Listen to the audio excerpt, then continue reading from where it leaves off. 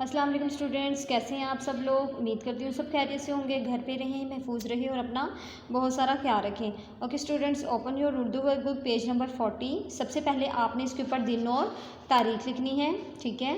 इसके बाद आज हमने क्या करना है, मुनासिब अल्फाज लगाकर जुमले बनाएं, ठीक है। यहाँ पर देखें ये खाली जगह है, हमने यहाँ पर लफ्ज़ अल्फाज लगाने हैं और इन जुमलों को जो है वो कंप्लीट करना है, पूरा करना है। सबसे पहले देखिए लिखा हुआ है ये डैश है, क्या है ये क्या बना हुआ है, झंडा।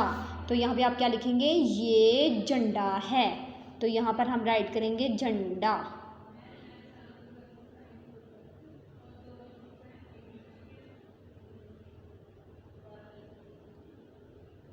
ये झंडा है। वो डैश हैं, वो क्या हैं, ये क्या है, वो परिंदे हैं। यहाँ पर हम परिंदे लिख देंगे। वो परिंदे हैं, यहाँ पर हमने लिखना है परिंदे, ठीक है। नेक्स्ट है ये डैश है, क्या है ये, फूल, ये फूल है। यहाँ पे आपने फूल जो है वो लिखना है, ये फूल है।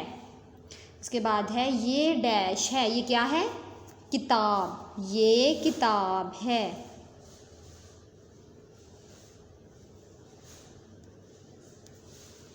इसके बाद है ये डैश हैं, ये क्या हैं, जूते।